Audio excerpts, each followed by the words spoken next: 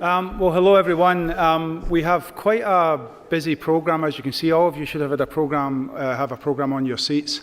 So we've got a lot to get through, and as for those of you who have been here before and know me, know that I tend to rabble on a little bit. So I'm going to try and be very quick. So I have to do some basic welcomes. We're very excited about tonight. There's a number of partners involved tonight. One of the reasons, and you'll hear a little bit from our next kind of welcomer, Jeff Isaacson from USRA, about why, maybe perhaps how this came together. But the partnership with the University Space Research Association, the John F. Kennedy Library Foundation, and Rice Space Institute, this sort of came about just from suggesting that we should do something at Rice. And we've been really lucky with the people that we have here tonight. I think you'll agree, having seen the program. And I'm really excited about tonight's events. And I hope you can stay for the length of it. We have a reception, a networking session right at the end. One thing I did have control over is sort of when we had it. And for those of you who know, this is September 12th. And 57 years ago today, there was a very famous speech in a stadium not too far away, in a galaxy not too far away from us. And I think we'll hear about a slightly different stadium for a different purpose from a couple of people a little bit later, so I'm not going to say any more than that. Before we get started, apart from I always like to recognize the audience. You guys have been really supportive of our events here, so I appreciate you coming out again. And I do have we have some representatives and representative staffers here tonight, so I'd like to recognize State Representative Dennis Paul, who apparently, Nathan is not here. I need the nod. Oh, he's working. So actually, there's a bunch of people who haven't made it here. Apparently traffic's pretty bad. Anyway, we're expecting State Representative Dennis Paul and his wife. Jay Guerrero is here somewhere. I know he's here. Jay, thank you. He's the Regional Director for Senator John Cornyn. I think Jason Fuller is also here. Jason, good to see you. He's the Regional Director for Senator Ted Cruz. And we have Jared Borgas, who's here, who's from Congressman Randy Weber. That's the Texas 14th. So thank you for being here. We expect you all to be supporting the space program and your bosses. So thank you. I'd like to thank the Baker Institute for hosting. We don't often get to have our events over here, so this is really good. And the staff they have here supporting us are really great. Personally, I'd like to thank Carolina Avendano, who is milling around making this happen, and Pamela Jones, who's not here, but she's in the Dean's office, who helps us with the mailings and all that stuff. In particular, I'd like to thank Ginny Whitaker, who is probably still working and not sitting. Oh, there they are. Oh, sorry, right over here. It takes quite a lot to put all this together when you've got requests from our government relations people, and you've got requests from all sorts of places, and then particularly if you're working with NASA headquarters. And so Jenny's put a lot of work in to make this happen, so I'm sure it's going to be a great success, and it all goes down to the work that these folks have done. And then Macy Stewart and the folks here at the Baker Institute. Now this is where I get to thank our sponsor. I just called him up and thanked him personally on the phone because apparently he's stuck in traffic, Arturo Machuca, who some of you know. So our events here at the Space Institute are sponsored by the Houston Airport System via the Houston Spaceport. Houston Spaceport is at Ellington Field, so you can imagine why he's late, because he runs an airport. And one of the things I wanted to tell you about Arturo, he just had a DNA test recently, and apparently he's 1% Scottish. So there's even more reason to like him than the reasons we have already. So with that, to get the program moving, I'd like to invite Jeff Isaacson up. He's the president of the USRA, to say a few words to get us moving. Thank you.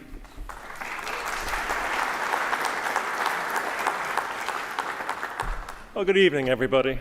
Thank you, David. It's so great to be here. When USRA was founded 50 years ago, the express purpose was to foster collaboration among universities, governments, and other organizations. And that purpose remains true today. So as you might expect, when the John F. Kennedy Library Foundation contacted us about trying to foster a collaboration on a series of Moonshot symposia, we were very certainly eager to take part in that. Now, sometimes fostering collaboration is really hard work, but I have to admit to all of you that for us this time around, it wasn't. So I would really like to thank the people that really had much more to do with making this event come off.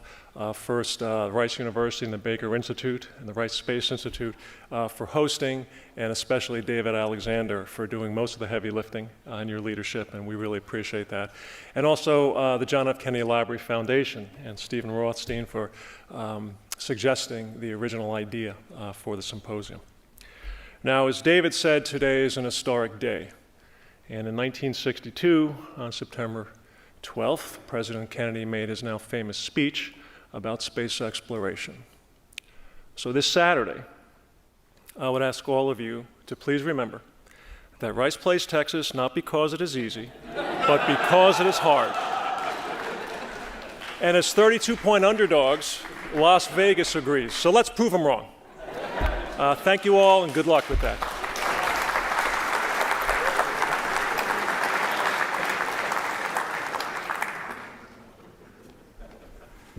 So next we're going to have a few short words and a little video presentation from Stephen Rothstein, who is from the John F. Kennedy Library Foundation.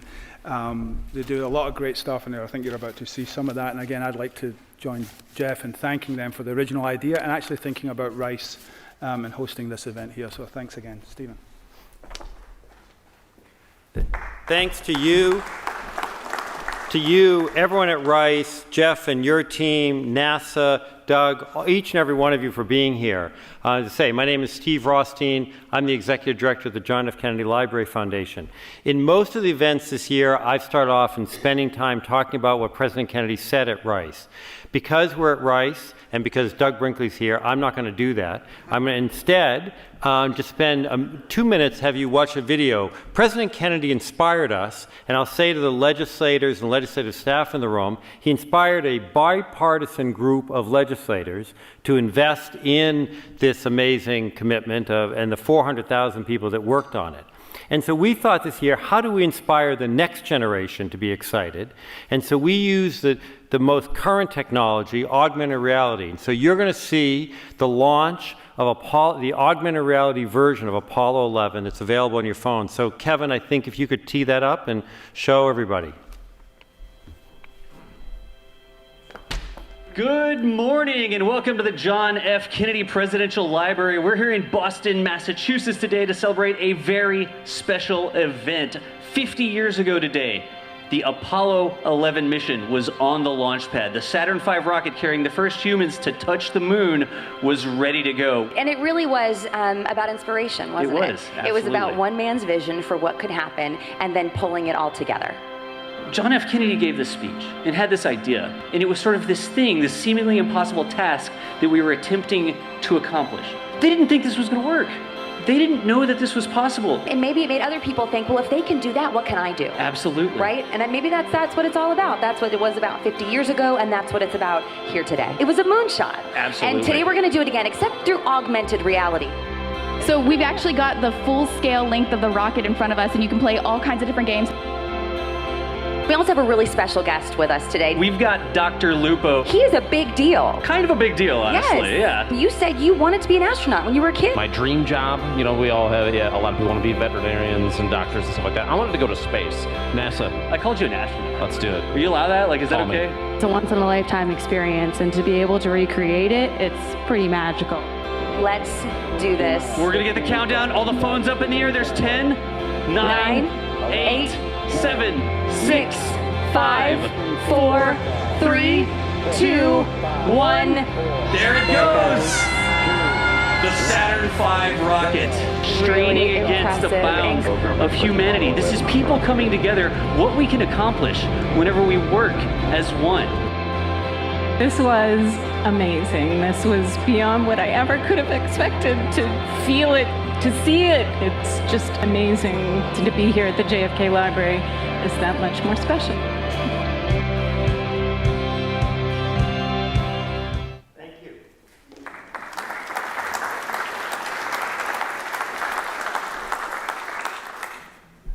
So I think that's downloadable now, right? You can access that, so that should be a lot of fun. It's quite daunting to introduce actually our next two speakers, and then I have to go into the panels who are full of really daunting people too. Doug Brinkley, I bump into him occasionally at Rice, but he's more often found in the CNN studios commenting on various things, so he's a very hard man to get a hold of. And so I was very, very honoured, and I feel quite lucky that we were able to get a hold of him, and I think it's partly because of his wife answers the email. So otherwise I don't think we'd have him here. And I think one of the things we're going to do too, if you haven't seen already, is one of the things that's doing really well right now and is gathering a lot of attention is his new book about the American Moonshot, and we're going to hear some of that. There will be a book signing during the reception at the very end of this kind of long evening. If my eyes will hold up, I can say a little bit about Doug. So we're very proud because he's a Rice professor, which we always regard as a fairly good honour to have, regardless of any other accomplishments, and it will help if we win on Saturday. He's the Catherine Sanoff Brown Chair in Humanities and Professor of History at Rice University, CNN presidential historian, and a contributing editor at Vanity Fair. He's on many boards and museums and colleges and historical societies, and the Chicago Tribune dubbed him America's new past master, which is a kind of nice play on words there. So there's lots of things that we can talk about, but I think the main thing is he's pretty much regarded as one of the eminent historians in the country, one of the best writers in the country, and one of the best commentators in the country. And again, we're very lucky that not only is he at Rice, but a lot of the things he's focused on has been on things that have impacted Rice over the years. And again, I could say many, many more things, but I think he's the man who's best to say it for himself. And so if you would join me in welcoming our keynote speaker, Doug Brinkley, up to the floor.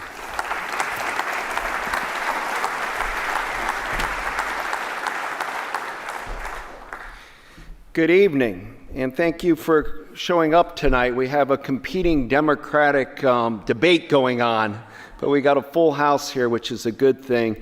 And I have to say, I'm just honored to be on the same panel as a NASA administrator. Jim, thank you for being here. Back to Rice, your school, and I'm honored to be on a program with you. And also in the front row, George Abbey, who is been here and worked at NASA for so long. It's a little intimidating to have to speak in front of George because anything I say, he'll know the micro thing I'm saying a little wrong, but he'll indulge me because he's a great gentleman and a scholar and has done about as much for NASA as anybody I can imagine over the decades. I thought I'd start by just mentioning, this speech here, September 12th we're talking about. That took place right across in the football stadium here. The crowds are varied. Some people say 30,000, some people say less, but 10,000 were Boy Scouts. It was hot or hotter than it is right now. You'll see people on the video clips of Kennedy's speech just fanning themselves with sweat pouring out of them. I do not know how John F. Kennedy didn't sweat, but he isn't. Everybody else is soaked, and he isn't. And he came and gave, I call it one of the great presidential addresses in American history. It is, without question, the best presidential speech on science. And not just science, scientific discovery and public discovery, which means why do all of us care about space? Kennedy said we're all on it. One thing he was exceptionally well at, President Kennedy, was telling people it'll cost you 50 cents a week. It'll cost you 50 a week. I need you. That, as they used to say at NASA, no bucks, no Buck Rogers. It's expensive. But he came right out and told people that out of the gate that it's going to have to be a big-time national initiative, and we're going to do it. And the speech soars. We call it, we choose to go to the moon, not because it's easy, but because it's hard. But he connects our astronauts to the tradition of exploration like Magellan and Columbus. He calls our solar system, the galaxies, the new ocean, the new sea. And it's just a King Daddy's speech. In fact, I would go so far to think it's the most important speech John F. Kennedy ever gave from the point of view of posterity. There are all these, the inaugural address and a speech at American University, but the speech he gave here at Rice is evergreen because it touched the aspirations of people wanting to not just go to space, but why we explore and why we do things. And I am going to the Rice UT football game this Saturday, and I expect Rice to win. I'm an optimist, and I have a lot of the students in my class, so I have to get behind it. What made Kennedy into such a big NASA and space buff? Many ways you can say it begins with Sputnik, when the Soviet Union puts that up in 1957. But also keep in mind, Kennedy was born in 1917 in Brookline, Massachusetts, which tells you it was the first generation born in the age of aviation, the age of flight. The Wright brothers are 1903 when they go to Kitty Hawk, and they barely can, they're using the wind to help them, and they could barely, get off of the beach. And certainly the Wright brothers are tied directly to Apollo 11 going to the moon. Our Apollo astronauts brought a piece of the Wright brothers' plane with them to the moon. But then after 1903, President Woodrow Wilson started funding during World War I some federal money for military aviation out of Langley in Virginia. And really it was doing experiments on wind tunnels and how do you de-ice for airplanes and all. But Langley became a hub of that connection from aviation to space. But so if you're born in 1917, the aviation, let's say John F. Kennedy's 10 years old in 1927. What's the big date what happens in 1927? Lindbergh crosses the Atlantic. Young Jack Kennedy and his brothers are riveted. The Kennedy household's riveted like all Americans were of this feat of aviation. And I look back, and CBS Radio in the 1920s would regularly put on radio shows about space exploration, the moon. I mentioned the Flash Gordon and Buck Rogers were kind of competing for Western gear as kids' toys. There were laser guns being sold and the like in the 1920s. And down the road from where Jack Kennedy was born in Brookline was America's pioneering rocketeer, Dr. Robert Goddard. And Goddard was really, when I say a pioneer, I mean it. He, up until Goddard and a group of others in Europe, but the people thought of going into space kind of like a cannon fire. I mean, how do you put a projectile 62 miles straight up and break the grip of the gravity grip of Earth to get into lower orbit? Nobody can do such a thing. It was a dream to do it. But if you could fly, if you can have airplanes and humans have never flown, maybe you can become space travelers.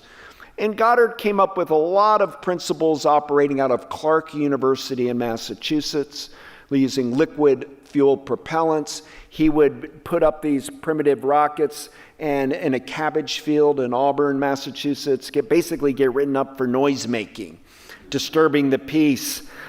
He finally had to move his rocket operation to a Army base there, and he didn't like that because they were trying to control his experiments.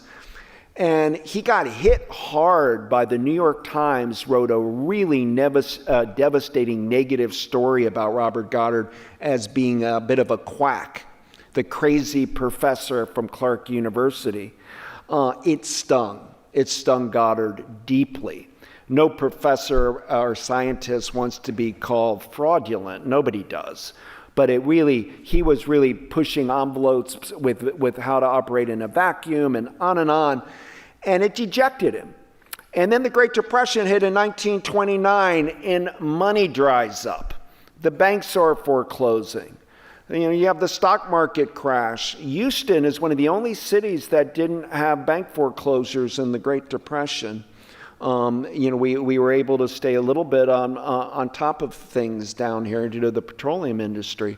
But it devastated the country, and Goddard could get no money. Charles Lindbergh raised a little bit of money for Goddard, and the Guggenheim Foundation gave him a grant.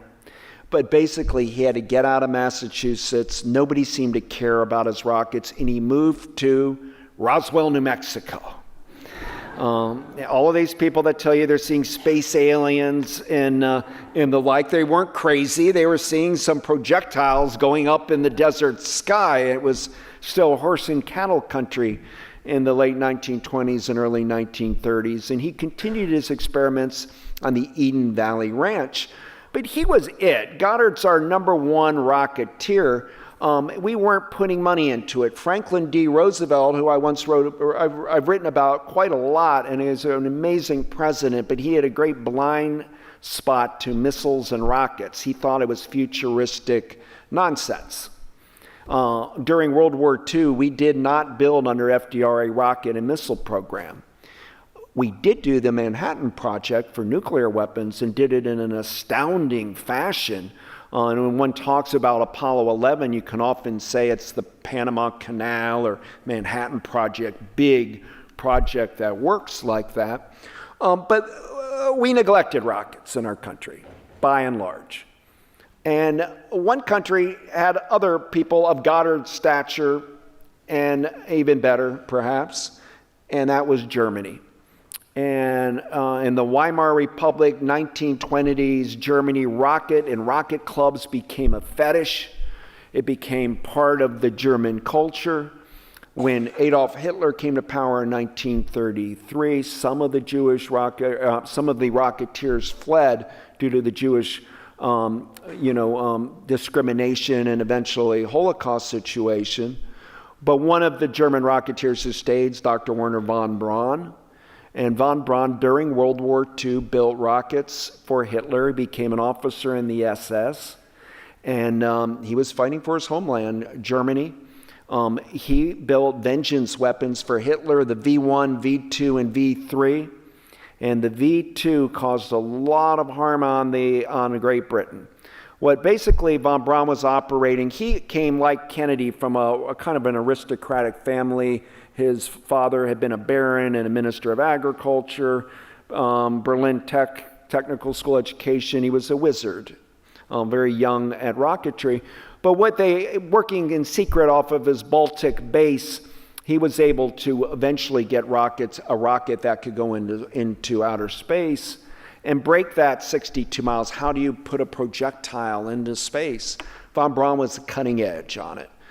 But the V2s weren't meant for space travel or to put satellites up. They were meant to destroy London and Antwerp and other cities.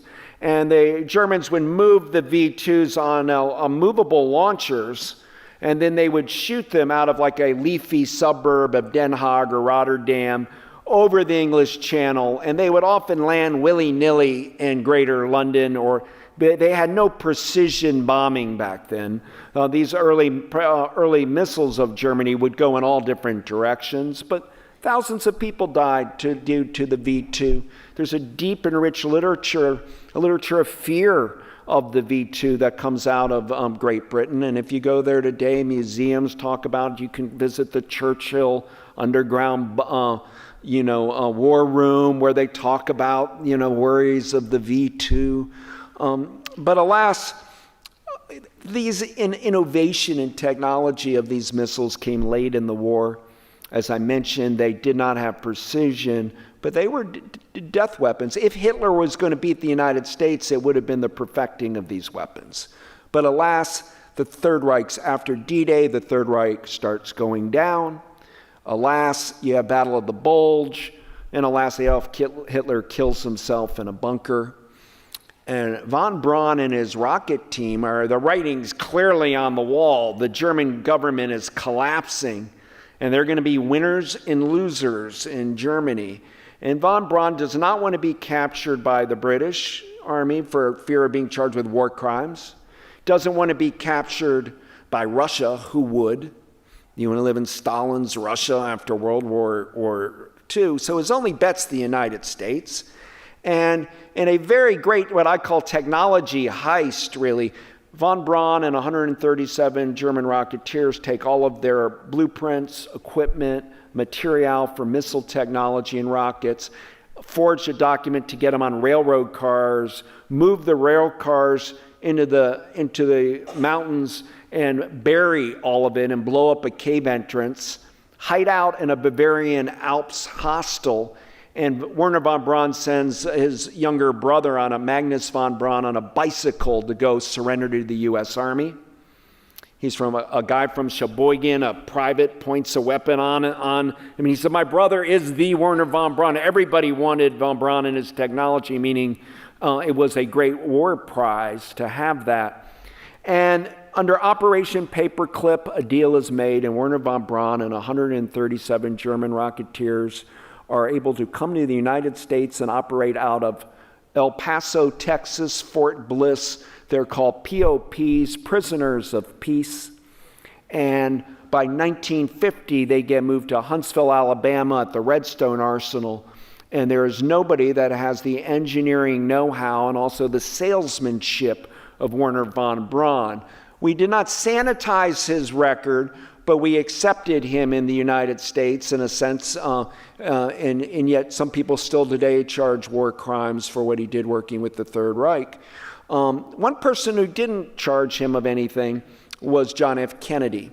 Kennedy lost his brother in World War II in a death on Operation Aphrodite, trying to pack airplanes filled with a Navy aviator, filled with dynamite or Torpax, and Joe Kennedy Jr. was supposed to fly and then go into these sort of Nazi cave system in France. It's like a drone. And it was highly risky, and he blew up.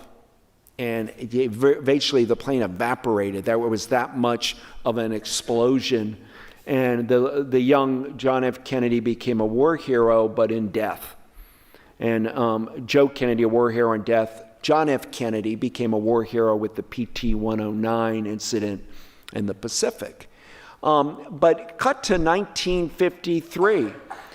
Young John F. Kennedy gets elected to the U.S. Senate in 1952. I need you to all know one thing about John F. Kennedy. I know you have a vision of him, and we're talking about a speech here at Rice. Kennedy doesn't like losing.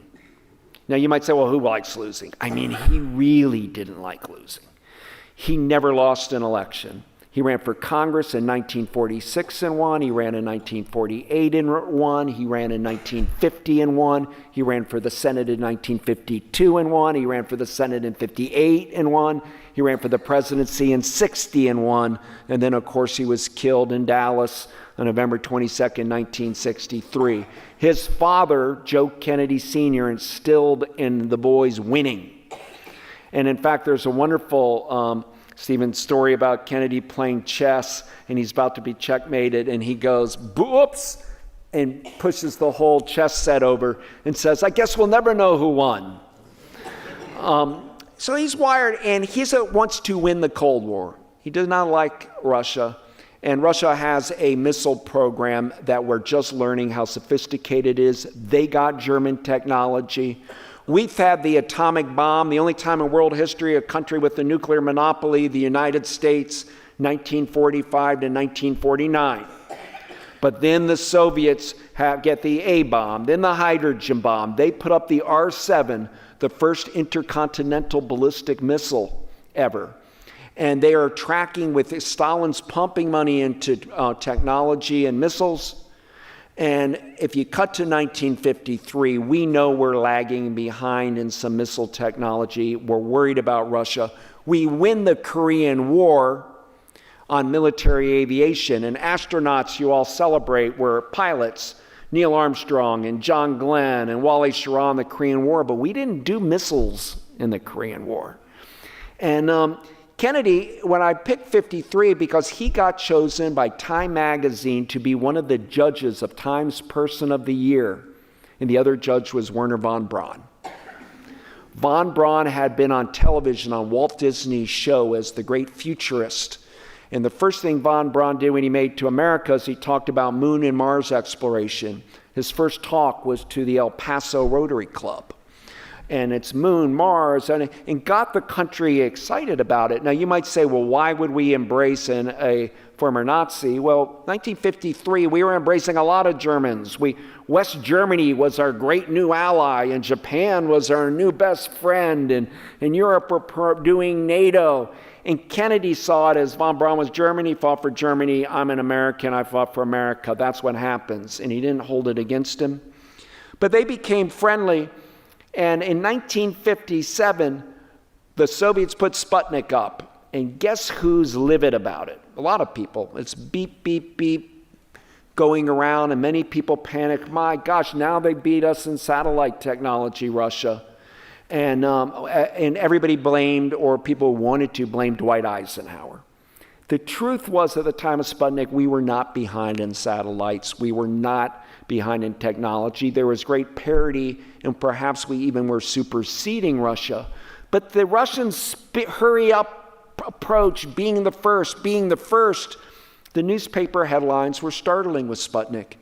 And John F. Kennedy decides to score political points on it. He's eyeing the presidency in 1960, and he starts accusing Eisenhower of being asleep at the wheel, saying he invents the term missile gap. There's a missile gap with the Soviet Union. If you look up in the Oxford Dictionary, you'll see Kennedy invented the term missile gap and space lag. And we've got to do something. And he's saying Eisenhower's not doing enough, and Lyndon Johnson's doing the same. But Lyndon Johnson plays a big role in the creation of NASA in 1958. And one of the amazing things about NASA is we created it for civilian exploration of space, not for military reasons, that we want to learn knowledge of our solar system. And Kennedy and Johnson each are NASA enthusiasts. One of the two is going to be the nomination for president in 1960. It becomes John Kennedy. He beats Johnson out for that, but both had scored points on beating up on Eisenhower. In fact, the great debates of 1960, Kennedy versus Nixon, Vice President Richard Nixon, everybody says those were the first televised debates. They were the first presidential debates, period. We don't do presidential debates in the United States pre-1960. Lincoln Douglas was about Illinois. So 4 debates in the fall of 1960 between Kennedy and Nixon, it's almost a cliche to say, but people watching on television said Kennedy won. People on radio thought Nixon won. You would be amazed of going back and listening to them all like I did about the civility back then between the two. But Kennedy scores 2 punches on Nixon. You can feel him getting debate points. At one point he says to, Nixon's in a box because he can't criticize Eisenhower or his boss. And at one point Kennedy says, if you're elected president of the United States, I see a Soviet flag planted on the moon. I want to see an American flag on the moon. Good. And at another moment, Kennedy says in it, you told Mr. Khrushchev that America's #1 in kitchen appliances and that we have color television. I'll take my television in black and white. I want to be #1 in rocket thrust. Another kind of point. So Kennedy's committed by the time he wins in 1960. In fact, the term New Frontier that Kennedy uses as the rubric for all of his administration, back then you had to have a slogan like that, like the New Deal of FDR or the Fair Deal of Truman, the New Look of Eisenhower, the New Frontier. The term New Frontier is used in NASA literature all the time in 59 and 60. I found it in brochures, pamphlets, promotions, the New Frontier. Kennedy never really said what he was going to do and whether we were going to the moon yet or not, but his famous inaugural address, shortly after he becomes president, the Soviets put up Yuri Gagarin, the first human in space. And it's a Russian cosmonaut, and it happens on Jack Kennedy's watch, not Eisenhower. And Kennedy's livid. And one White House meeting, he's screaming, tell me how to leapfrog the Russians. I want to leapfrog them. That's his big word. I found he wrote that to a young kid who wrote him about space and can we beat Russia? And Kennedy in the 50s said we want to leapfrog. And Kennedy said, I don't care if it's the janitor over there. Who can tell me how to leapfrog them? And the answer is Werner von Braun had, let's go to the moon. Lyndon Johnson had it, let's go to the moon. James Webb, the extraordinary NASA administrator, got on board. We're going to go to the moon. And then, but before you go to the moon, Kennedy greenlit Alan Shepard, amazing astronaut from New Hampshire whose ancestors were on the Mayflower. And Shepard's greenlit as a counter-statement to Yuri Gagarin. It's risky because we're not sure of the technology. We had a lot of rockets, Vanguards, not von Braun rockets, but Vanguards crumble, the Navy rockets in the 50s. Alan Shepard goes up 15 minutes, comes down 15 minutes, and he's a national hero.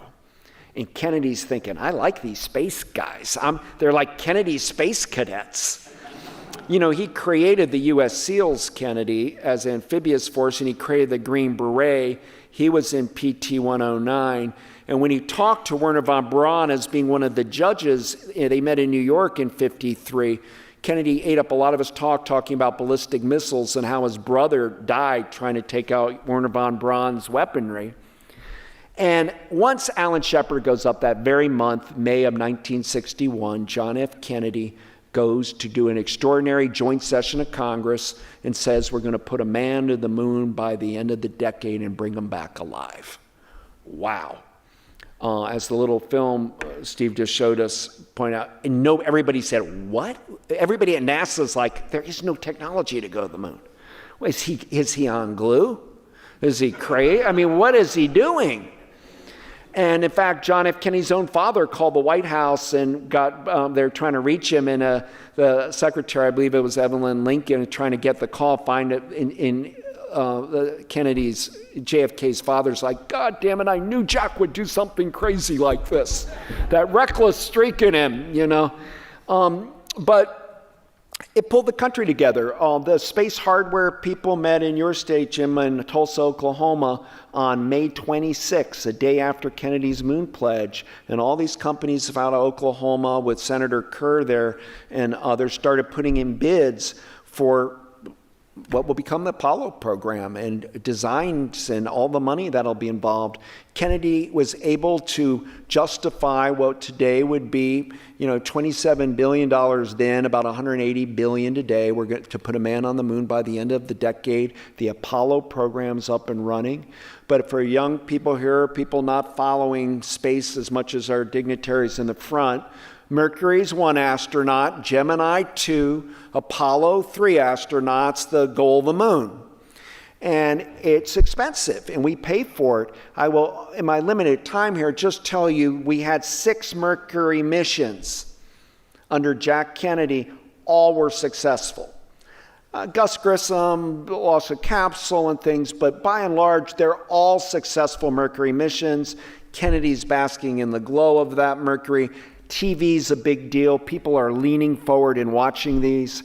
Even now, when you know the outcome, if you watch John Glenn going into space in early 1962, orbiting the Earth 5 times, and his heat shield gets loose, and Earth loses contact with John Glenn, and we're making the assumption he probably died, and then suddenly radio contact, and he's coming back to splash down, and Glenn becomes the Charles Lindbergh of the moment. Glenn becomes Kennedy's favorite of the astronauts. He's the Marine astronaut. And in fact, his brother Bobby Kennedy and Ethel Kennedy became very close to John Glenn. I talked to Ethel Kennedy, Robert Kennedy's widow, and she told me that when her husband, when Sirhan killed her husband, she left to call John Glenn and to tell him to go to Hickory Hill and look after her kids because he was so calm and had such a calming way with her children. That's how close the Kennedys got involved with John Glenn, who later becomes a senator from Ohio. But one of the things, and we're going to do space medicine here at Rice soon in a conference. One of the things Kennedy does really well, he goes to Huntsville, he goes to Cape Canaveral, he meets with Wernher von Braun. Space age is upon us. The Space Needle at the World's Fair in Seattle, 1962, with all the astronauts going. Kennedy starts planning with the World's Fair in New York in 1964 with all these space-themed, including capsules and all from NASA there. aerospace designs like airport terminals. And here in Houston, if you look at a phone book in Houston, 1960, you won't see things about space. By 1963, it's like Astro Babysitters, space, all-night space diner and space-themed things, because the Kennedy gave a lot of money here to Houston, Texas. This was the winning city on the bids for the Manned Space Center. Massachusetts was in the mix. All these cities put in bids. One reason it came here was because Congressman Albert Thomas of Houston, who has deep Rice history. Albert Thomas was the head of congressional space appropriations. And that was one of and Lyndon Johnson being from here. And also, guys, Kennedy barely won Texas in 1960. Hard to believe Democrat won in 60 when you think of today, but he won Kennedy, Texas by a hair. So smart politics for re-election in 64 to pump some money into tech corridors down here, and boy did it explode. Go out to Clear Lake City and you'll see, every company, Boeing or North American Aviation, McDonnell Douglas, just campuses makes Houston an aerospace center. John F. Kennedy, right before he died, the day before he died, went to San Antonio, Texas at Brooks Air Force Base. And at Brooks, he said about going to the moon and space, we threw our cap over the wall, and now we got to climb the wall to go get it. Meaning we're committed and we got to find a way to do it with engineering and computer technology. Here in Texas Instruments, Jack Kirby had helped perfect transistor computer chips. If you go to 1960, there are no computer science classes offered degrees in America. By 63, universities are offering computer science degrees. So the technology is meeting the times, and Kennedy's there to seize it. But I was amazed the day before he died, a speech he gave in San Antonio where he started itemizing the spin-off technology of why the money's worth it for heart defibrillators and MRI and CAT scan and foam cushion for football players and firefighting resistant suits, and all of the space medicine spin-off technology is unbelievable. And of course, we also get things like GPS out of it. And NASA was the great incubator for testing out new technology in the 60s. It goes NASA to the Silicon Valley and beyond. But also the Apollo program, guys, was the last great act of World War II. By that I mean we were still in a hurry-up mode, that high risk. People died in test pilots and the like trying to get to the moon. There weren't a lot of guardrails. It was still more like a World War II environment. Many of the chief engineers had served in the World War II. James Webb, a NASA administrator, was a Marine in World War II and was overseeing radar in the Pacific. I mean, that generation, the greatest generation, has a lot to do going to the moon, even though the astronauts are younger. They're Kennedys, and we're in the Kennedy generation group. After San Antonio, Kennedy came here to Houston. He'd always stay at the old Rice Hotel downtown, and he spoke to Albert Thomas, and he made a slip, a gaffe, where Kennedy suddenly said, here in Houston, we're putting the biggest payroll and he said, I mean the payload in space. And everybody applauded. And one of the letters I found from George Herbert Walker Bush, head of Harris County Republicans, said when Jack Kennedy and Jackie come to town, all Republicans need to honor him and salute him. We don't want to protest because of what he did to help the business economy of the city of Houston. It's a letter from Bush 41 back then. From Houston, he goes to Fort Worth, Dallas. You know what happens. You may not know Kennedy was on his way to give a speech at the Trade Mart about space and about how many satellites we put up, telecommunication satellites, weather reconnaissance satellites, how we're beating the Soviets, or we're near beating them, and we're doing it. And he had all the stats of how much his administration did. It would have been a powerful speech he didn't get to do. Of course, after he's dead, he's buried in Arlington Cemetery. And I found a letter that Jackie Kennedy starts writing Werner von Braun about keeping Jack's dream alive. Von Braun now is building for Kennedy the Saturn rocket, including the Saturn V that takes Neil Armstrong, Buzz Aldrin, and Michael Collins into space in 1969. But Jackie Kennedy also goes and meets Lyndon and Lady Bird Johnson in the White House, and she asked them to keep Jack's dream alive of the moon. And Johnson says, we will. And in fact, the first thing Johnson said we're going to do to memorialize Kennedy is call it the Kennedy Space Center in Florida. In the 60s, there's constant pressure to defund NASA or defund Apollo. We were spending 4.4% of our annual budget on the moon. Today, it's Jim would know better than me. I think like a third of 1% or something. Less than half, yeah.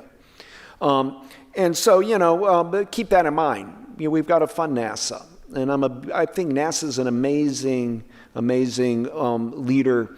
And I just love the agency because they grabbed my attention when I was a kid. And I've never let go of NASA.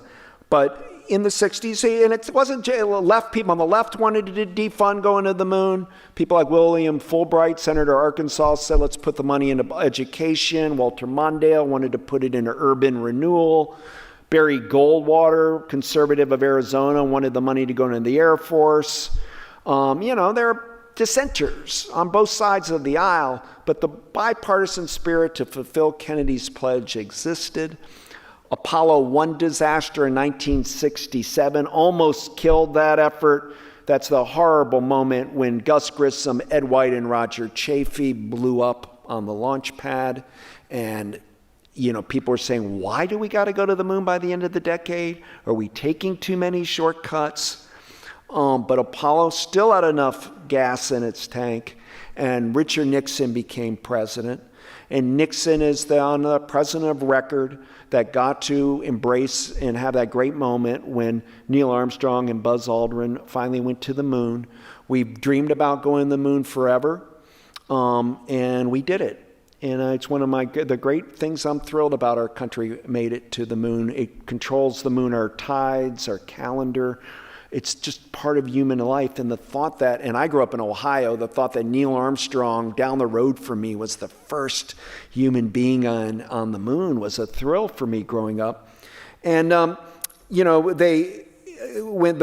Nixon did all the appropriate things throughout that. We picked the astronauts up, Armstrong and Collins and Aldrin. And they're at NASA at Mission Control here in Houston, and on the giant screen across this on a big thing. Once we retrieved them, and they're on the Hornet, we put up at NASA John F. Kennedy's pledge of going to the moon, May 25th, 1961. And then underneath the pledge, it said, mission accomplished, July 1969. And that same day, somebody put a bouquet of flowers on John F. Kennedy's grave with a little note card that said, Mr. President, the Eagle has landed.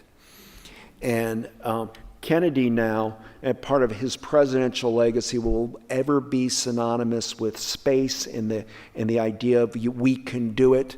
And NASA has had many other historic achievements. I will tell you, though, the difference between some of the people that work in NASA and a humanities professor like me is I got to, due to George Abbey, interview Neil Armstrong back in 2001. And George helped me have that opportunity. And at one point, I asked Mr. Armstrong, who graduated from Purdue, was an engineer, great combat pilot in Korea, extraordinary combat pilot. You can't exaggerate how good he was. But he's a science guy, didn't like the media, and kind of worked straight ahead, Neil Armstrong. And I felt making a little progress with him. We were getting along. And finally, I said, Mr. Armstrong, do you ever just go out, like on the days leading up to Apollo 11, and look at the moon, and you see it like luminous, and you think, my gosh, I'm going to be standing there soon, looking down on Earth? And he said, no.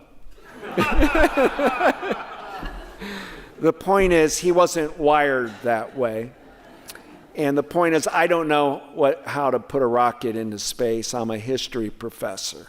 But I sure do know an incredible moment in American history, and I recognize the teamwork of NASA in the 60s and beyond. And later tonight, we're going to get to hear a little bit about the Artemis program, which I'm really excited about, the idea of Americans returning to the moon. We've had 12 American moonwalkers, and they were all men. It's time to have women on the moon. And there's ice on the caps of the moon, and it's worth exploring, and it could be a very great springboard to Mars. But as you all know, once you're a buff of NASA and of the space program, I find some of the most exceptional people I've gotten to know work for NASA.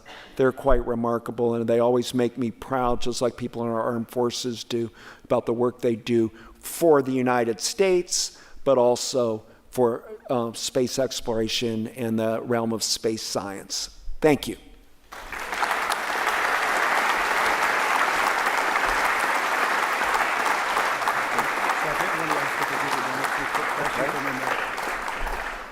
So thank you for that. We do have time for maybe one or two quick questions if you'd like to come up to the microphones. Doug will also be on the panel, so you can ask him then.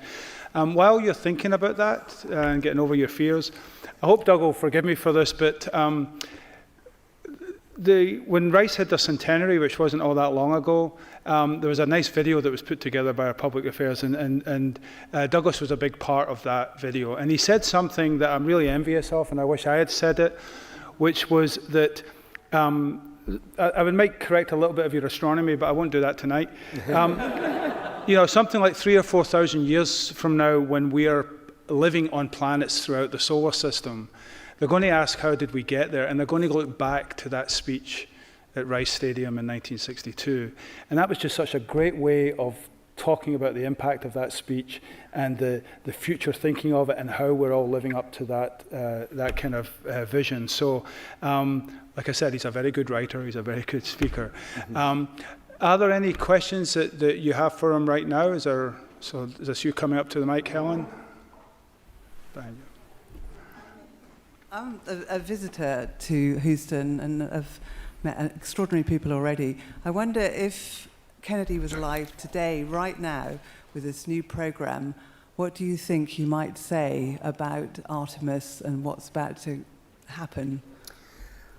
I don't do what-if history because I can't put words in people's mouths that aren't here, but I can quite assuredly tell you John F. Kennedy became really bullish on space exploration, and he, I believe, would have been a course about exploring and going to the moon, and they would be very excited about a program like the Artemis, and probably would have been a progenitor of a program like that, because he had that sense of adventure, that sense that America had to be supreme in the realm of space exploration. I don't have time to talk about Kennedy wanting to, can we work with other countries?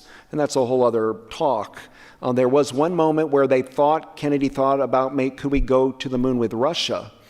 And of course that doesn't happen, but the great line comes from Nikita Khrushchev's son, Sergei Khrushchev, and Sergei was like, Dad, why can't we go to the moon with the United States? What if we do it together? And Sergei said, no, we can't let if we go work with and cooperate like that, then the Americans will know what we don't have. Meaning the bluffing aspect of what they had, they would start seeing the shortcomings of their program. But that idea of nation sharing appealed to Kennedy too, not just American exceptionalism. We might go to Mars with China or the European Union or who knows who. Yes. Yeah, I was wondering if, in your opinion, would the American people and the politicians in Washington would have had the will to keep going and fund NASA and make it in 1969, before the end of the decade, if President had been killed? That's an interesting question. Some people feel that we got to the moon on the Kennedy martyr syndrome, in the sense that his assassination made us feel we should fulfill the pledge. But It's already pretty baked in, guys, meaning these companies already got big contracts.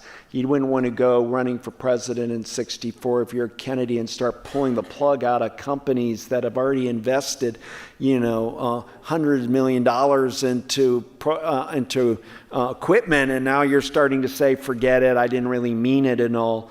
So I'm sure Kennedy would have stuck with it in 64, in my opinion, and the question is, if he got reelected, would there be a bipartisan appetite for it? The reason, guys, the Cold War presented a unique opportunity because Kennedy had the Democrats, he needed Republicans to join him, and all he had to say to a Republican was, oh, so you want Russia to go to the moon before us? I didn't say that, Mr. President. I'm not, So, in the sense of patriotism, it was you had a pretty set group of people wanting to do it, and it was a race to the moon. We now know Russia was trying to get there to the very last minute. And one of the neat things, guys, on the moon, we all know the one small step for a man line and all that. But there's a moment when they're about to leave, you can hear Armstrong say to Aldrin, did you leave the packet? And something's left there, but you don't know what it is at the time. In that packet were medals honoring cast commemorative medals to honoring the Apollo 1 astronauts that blew up, White, Grissom, and Chaffee, and we cast medals to honor the Soviet cosmonauts who died in their space program.